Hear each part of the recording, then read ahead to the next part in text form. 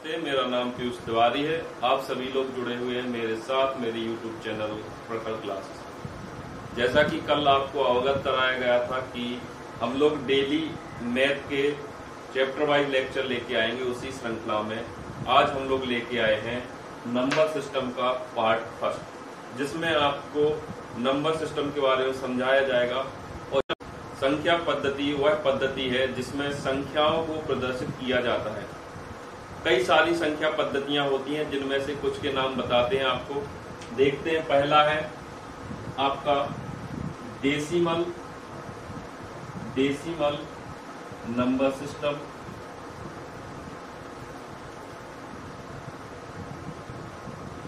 दूसरा है binary number system. तीसरा है ऑक्टाडेसिमल नंबर सिस्टम। अब बाइनरी नंबर जो सिस्टम है यह द्विआधारी संख्याओं पर आधारित है, यानी बाइनरी नंबर सिस्टम में दो नंबरों का प्रयोग किया जाता है संख्या को प्रदर्शित करने के लिए। वो नंबर है आपके 0 और 1, जो कि आपने कंप्यूटर में हाई स्कूल में पढ़ा होगा। इसके बाद बाइनरी नंबर इतना इंपॉर्टेंट हमारे लिए है नहीं एग्जाम के पर्पज से, और ना ही ऑक्टाडेसिमल नंबर। हमें ओनली देखना है डेसिमल नंबर सिस्टम को, तो इनको हम हटा देते हैं। देखते हैं डेसिमल नंबर सिस्टम है क्या।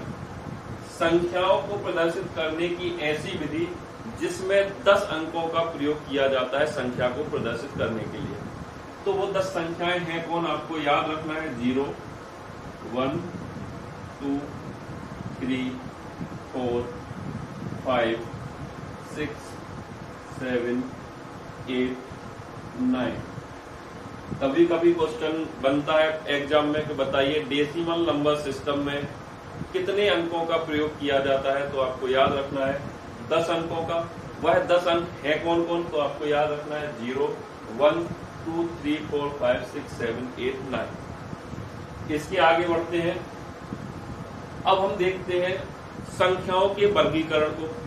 संख्याओं के वर्गीकरण को समझने के लिए संख्याओं के वर्गीकरण को हम देखते हैं। तो संख्याओं के वर्गीकरण की श्रृंखला में पहला आता है कॉम्प्लेक्स नंबर,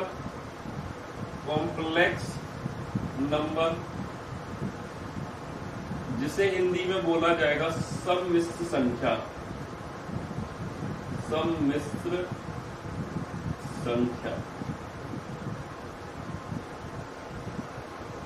सम्मिश्र संख्याएं होती कौन सी हैं? ऐसी संख्याएं जिनमें प्राकृतिक संख्या और काल्पनिक संख्याओं का संयोग हो, ऐसी संख्याओं को हम बोलेंगे सम्मिश्र संख्या। जैसे इनका फॉर्मेशन देखा जाए तो होता है a प्लस IB या Z is equal a plus IB। Z को बोला जाएगा कॉम्प्लेक्स नंबर। कॉम्प्लेक्स नंबर किन के फॉर्मेशन से बना है, तो आपको याद रखना है वास्तविक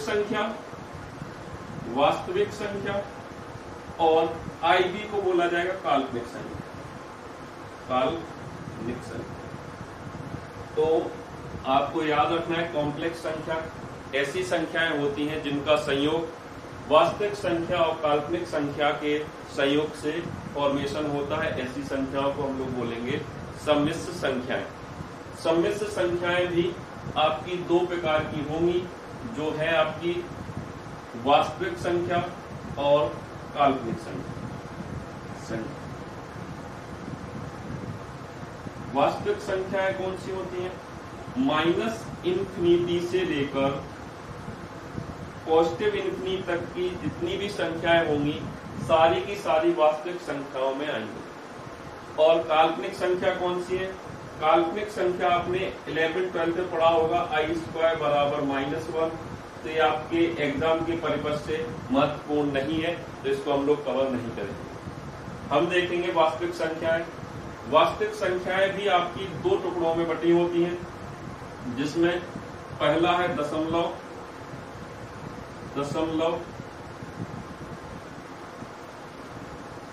और दूसरा है पूर्णांक।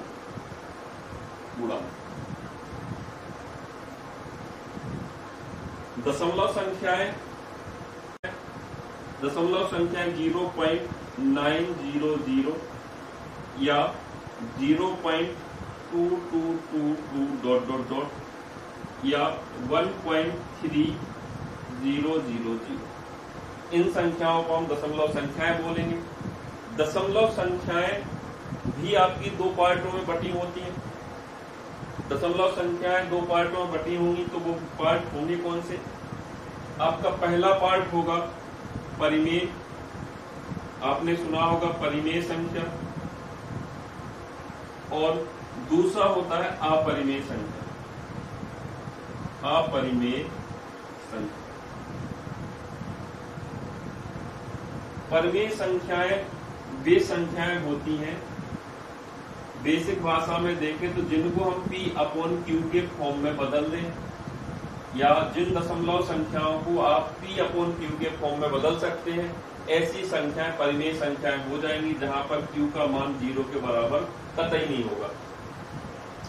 ठीक है, जैसे एग्जांपल में देखें 0.0900, इसको हम P/Q के फॉर्म में बदल सकते हैं। जी हाँ, इसको हम लिखेंगे 9/10। ये आपकी क्या हो जाएगी? परिमेय संख्या हो जाएगी। या जिन संख्याओं में किसी एक डिजिट का रिपीटेशन बार बार हो तो वो भी संख्या आपकी किस में आएगी? परिमेय संख्या में आएगी। जैसे 0.22222, ये भी आपकी परिमेय होगी। इसे लिखा जाएगा 0.2 के ऊपर बार, और इसको रेशनल में चेंज किया जाएगा तो ये हो जाएगा 2/9। इन सवालों को हम लोग बाद में समझेंगे, बस अभी समझ लीजिए कि परिमेय संख्याएं होती क्या है। यदि किसी अंकों के ग्रुप का भी रिपीटेशन बार बार हो तो ऐसी संख्याओं को भी हम परिमेय संख्या बोलेंगे। जैसे 0.123 123 123 ... जब आपके संख्याओं का ग्रुप भी रिपीट होगा तो ऐसी संख्याओं को हम परिमेय संख्याएं बोलेंगे। परिमेय संख्याएं बोलेंगे। ठीक है, आगे देखते हैं अपरिमेय संख्याएं। अपरिमेय संख्याएं ऐसी संख्याएं हैं जिनमें किसी भी डिजिट या डिजिटों के समूह का रिपीटेशन ना हो, ऐसी संख्याएं आपकी अपरिमेय संख्याएं होंगी। जैसे देखते 1.23769 ... ये संख्याएं आपकी हो जाएंगी अपरिमेय, क्योंकि ना तो इसमें कोई एक डिजिट का रिपीटेशन होगा, ना ही ग्रुप ऑफ डिजिट का रिपीटेशन होगा। ठीक है, इसके बाद अब यदि कोई संख्या आपकी रूट में होगी, यदि कोई आपकी संख्या रूट में होगी और रूट में जो अंक होगा उसका स्क्वायर रूट ना निकलता हो तो ऐसी संख्याएं भी अपरिमेय संख्याएं होंगी। जैसे √2 का कोई भी स्क्वायर रूट नहीं निकलेगा इसके बाहर, तो ये √2 हो जाएगी अपरिमेय। √3 √5 √7 एक्सेट्रा। ऐसी संख्याएं जो रूट में हो और उनका स्क्वायर रूट ना निकले, ऐसी संख्याओं को भी हम क्या बोलेंगे? अपरिमेय संख्याएं बोलेंगे। अब यहाँ पे बात आती है पाई की। पाई आपसे पूछ लिया जाता है एग्जाम में, पाई परिमेय है कि अपरिमेय? तो आपको याद रखना है पाई अपरिमेय संख्या है, अपरिमेय है क्योंकि इसकी जो वैल्यू होती है वो एप्रोक्स में 22/7 दी जाती है, जो कि एक परिमेय संख्या है, जो कि परिमेय है। 22/7 तो परिमेय है, लेकिन इसकी एग्जैक्ट वैल्यू देखी जाएगी तो 3 पॉइंट और पॉइंट के बाद में ये अनंत तक चलती रहती है, इसका एंड पॉइंट आता ही नहीं है। तो ये आपकी जो पाई होगी वो हो जाएगी अपरिमेय संख्या। अपरिमेय संख्या के बाद हम लोग आते हैं पूर्णांक पर। पूर्णांक आपके दो तरीके से बटे हो सकते हैं। एक हो जाएगा आपका सम संख्या, और दूसरा हो जाएगा विषम संख्या। अब सम संख्या के बारे में देखा जाए तो आप लोगों को पता होगा कि सम संख्याएं ऐसी संख्याएं होती हैं जो 2 से पूर्णतः विभक्त हो जाए। 2 से कटने वाली सभी संख्याएं सम संख्याएं होंगी, जैसे 2, 4, 6, 8 और 10 की। इसमें 0 को भी ऐड कर लो। 0 भी आपकी एक सम संख्या है, इसको आपको याद रखना है। पूछ लिया जाता है कि 0 सम है या विषम, तो आपको याद रखना है 0 एक सम संख्या है। विषम संख्या, अब ये तो आप बचपन से पढ़ते आ रहे, विषम संख्या जो 2 से पूर्णतः विभक्त ना हो ऐसी संख्याओं को हम विषम संख्या बोल देंगे। तो 2 के अलावा 2 की टेबल से विभाजित ना होने वाली संख्याओं को हम क्या बोलेंगे, विषम संख्या, जैसे 3, 5, 7, 9 etc। तो सम और विषम संख्याएं आपको समझ में आ गई होंगी। इसके बाद हम पूर्णांक को 2 तरीके से और तोड़ सकते हैं। एक होता है पॉजिटिव इंटीजर, इसी को बोलेंगे धनात्मक पूर्णांक, और एक होता है नेगेटिव इंटीजर, इसको बोलेंगे ऋणात्मक पूर्णांक। धनात्मक इंटीजर वे होंगे जिसमें संख्याएं 1 से लेकर पॉजिटिव इनफिनाइट तक जाएं, ऐसी संख्याओं को हम पॉजिटिव इंटीजर बोलेंगे। यानी प्लस में जितनी भी संख्याएं आएंगी वो सारी हो जाएंगी पॉजिटिव इंटीजर, और वे संख्याएं जो माइनस इन्फिनिटी से लेकर -1 तक आए ऐसी संख्याओं को हम ऋणात्मक इंटीजर बोलेंगे। यानी नंबर लाइन पर या नंबर स्केल पर देखा जाए तो माइनस इन्फिनिटी और प्लस इन्फिनिटी बीच में होता है आपका न्यूट्रल पॉइंट। तो 0 से लेकर इन्फिनिटी के बीच में जो भी संख्याएं आएंगी इन्हें बोलेंगे हम नेगेटिव इंटीजर, और 0 से पॉजिटिव इन्फिनिटी के बीच में जितने भी नंबर आएंगे इन्हें बोलेंगे हम पॉजिटिव इंटीजर। समझ में आ गया होगा? समझ में आ गया? ठीक है।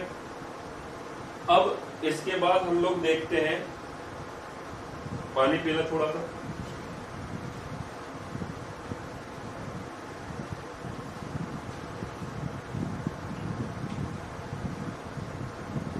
ठीक है। इसके बाद हम लोग देखते हैं पूर्णांक को 2 तरीके से और तोड़ा जा सकता है।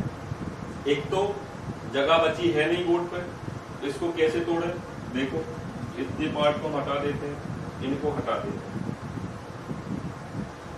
पूर्णांक को 2 तरीके से और तोड़ा जाएगा। एक तो होगा आपका प्राइम नंबर, एक होगा कंपोजिट नंबर। प्राइम नंबर इन्हें हिंदी में बोलेंगे अभाज्य संख्याएं, और कंपोजिट होंगे इन्हें बोलेंगे हम भाज्य संख्या।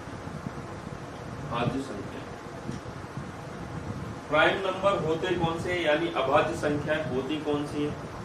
अभाज्य संख्याएं उन संख्याओं को बोलेंगे जिनके केवल 2 गुणनफल हो। अभाज्य संख्याएं उन संख्याओं को बोला जाएगा जिनके केवल 2 फैक्टर हो, और उनमें से एक फैक्टर 1 हो और दूसरा फैक्टर वह स्वयं संख्या हो। ऐसी संख्याएं जिनके केवल 2 फैक्टर हो, उन फैक्टरों में से एक फैक्टर तो 1 होगा और दूसरा फैक्टर वो संख्या स्वयं होगी। जैसे 2 के यदि हम फैक्टर करेंगे तो होगा क्या, 1 × 2। एक तो देखो 1 होगा और दूसरा फैक्टर स्वयं खुद संख्या होगी। तो प्राइम नंबर वे नंबर होते हैं जिनके केवल 2 फैक्टर हो, एक फैक्टर 1 हो और दूसरा फैक्टर स्वयं संख्या हो। ठीक है। इसके बाद हम चलते हैं कंपोजिट नंबर पे। कंपोजिट नंबर या भाज्य संख्याएं, कंपोजिट नंबर या भाज्य संख्याएं ऐसी संख्याएं होती हैं जिनमें फैक्टर 2 से अधिक होंगे। फैक्टर 2 से अधिक होंगे तो वह फैक्टर 1 मिलेगा, संख्या स्वयं होगी। संख्या स्वयं होने के बाद कोई और संख्या भी होगी, या इसको सिंपल अर्थों में समझे तो ऐसी संख्या जो 1 से और स्वयं के अलावा भी किसी संख्या से विभाजित होगी, तो ऐसी संख्या को कंपोजिट नंबर कहेंगे। देखो प्राइम नंबर ऐसी संख्याओं को बोला जाता है जिनमें प्राइम नंबर ऐसी संख्याओं को बोला जाता है जो केवल और केवल स्वयं से और वन से विभाजित होंगी। ठीक है, तो उन संख्याओं को बोला जाएगा प्राइम नंबर। कंपोजिट नंबर उन संख्याओं को बोला जाता है जो एक और स्वयं के अलावा भी किसी संख्या से विभाजित होंगी, ऐसी संख्याओं को हम कंपोजिट नंबर बोलेंगे। और कंपोजिट नंबर को हम देखेंगे जैसे 10, तो इसके फैक्टर यदि हम करें तो कितना हो जाएगा 2 × 1 × 5। तो देखो इसके फैक्टर 3 हुए, ये 2 से भी डिवाइड होगा, 5 से भी डिवाइड होगा, 1 से भी डिवाइड होगा और एक अपने आप से भी डिवाइड होगा। तो ऐसी संख्याओं को हम कंपोजिट नंबर बोलेंगे। क्लियर? इसके बाद आपसे पेपर में पूछ लिया जाता है कि बताइए सबसे छोटी अभाज्य संख्या कौन सी होगी। सबसे छोटी अभाज्य संख्या होगी आपकी 2। ठीक है, दूसरे तरीके सवाल पूछेगा तो पूछेगा सबसे छोटी सम अभाज्य संख्या क्या होगा, तो वो भी आपकी 2 ही है। तो ये नोट करके रख लेना, आपके एग्जाम में पूछ ली जाती है बार बार, तो आपको याद रखना है सबसे छोटी सम अभाज्य संख्या भी 2 है और सबसे छोटी अभाज्य संख्या भी आपकी 2 है। ठीक है, और हाँ, एक ना तो भाज्य ना ही अभाज्य, ये दोनों कैटेगरियों से बाहर है। तो आपको ये भी याद रखना है कि 1 ना तो भाज्य ना ही अभाज्य। क्लियर? इसके बाद भाज्य और अभाज्य के बाद अब 2 चीजें और बची हैं, उनको भी हम लोग फिनिश कर लेते हैं। पहली है, पहले इसको हम साफ कर लेते हैं।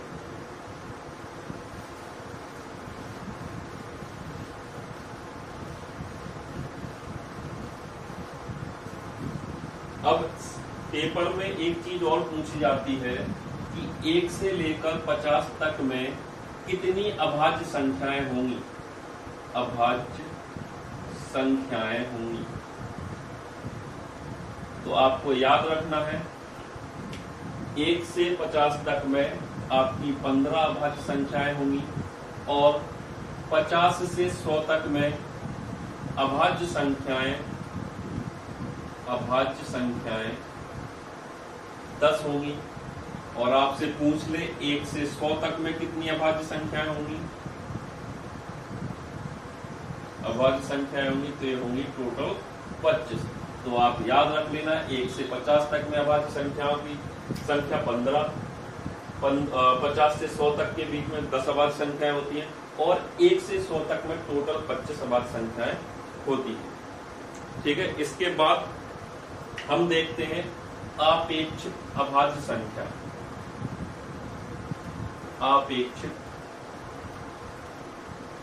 अभाज्य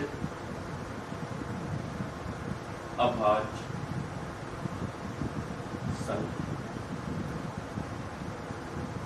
अब आपेक्षिक अभाज्य संख्याएं पूछ ले तो आपको कैसे पहचान करेंगे कि आपेक्षिक अभाज्य संख्याएं हैं।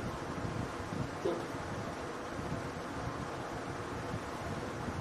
आपेक्षिक अभाज्य संख्याएं, आपेक्षिक अभाज्य संख्याओं के बारे में कोई आपसे पूछ ले तो आपको कैसे पता लगेगा कि संख्याएं आपेक्षिक अभाज्य संख्याएं हैं। तो ऐसी दो संख्याएं